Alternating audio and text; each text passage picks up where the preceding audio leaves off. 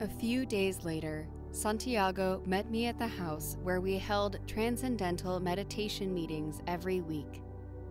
By this time, he had been practicing TM for 6 months.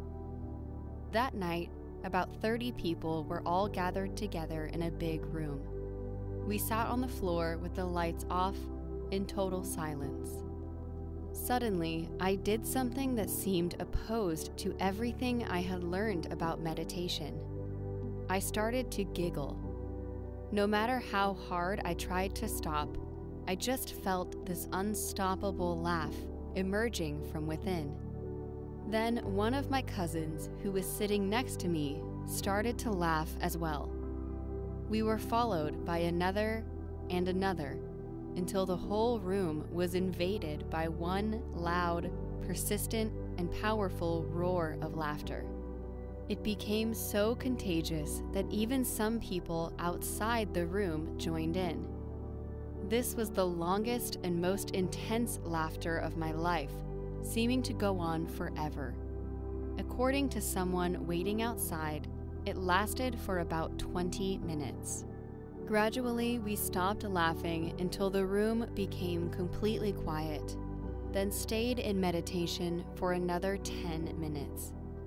When the meditation ended, as we walked out of the room, everybody wondered what had happened. People tried to find reasons, but nobody could discover one. The common answer was that it had been the most amazing, liberating, and unifying experience of our lives. That night, for no reason, we all simply laughed. This was the first time that I had experienced such unity with so many people at the same time, without any effort or expectation whatsoever. After a minute of reflection, I realized, this is what I meant to say the other day to Santiago. This is what I would call a moment without ego, without any sense of boundaries or any separation or judgment. Just a moment of unity, a moment of joy and love. Feeling grateful, I thanked the beings of light, then went to share my thoughts with my friend. Santiago, do you realize that it doesn't matter how different all of us are on the outside, because tonight we laughed as equals? Wow, it was amazing.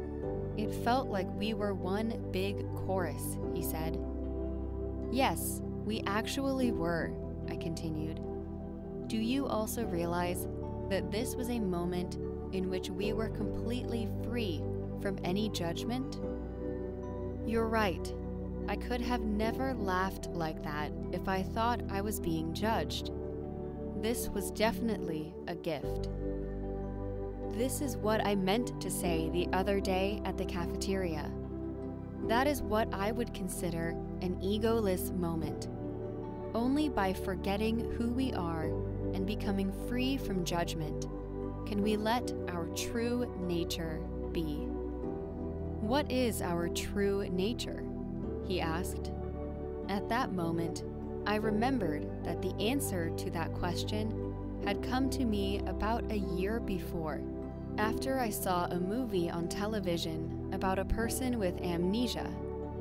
Feeling puzzled, I had asked the beings of light, what would happen if I completely lost the memory of me, including my name? What would I become? Who would I be then? What would be left of me? Your true nature, they answered. I told Santiago about the movie and asked him the same questions. Looking baffled, he answered, I don't know. Think of yourself as an onion, I said. An onion is made up of many layers, which is like the personality we have created after all these years of gathering experiences.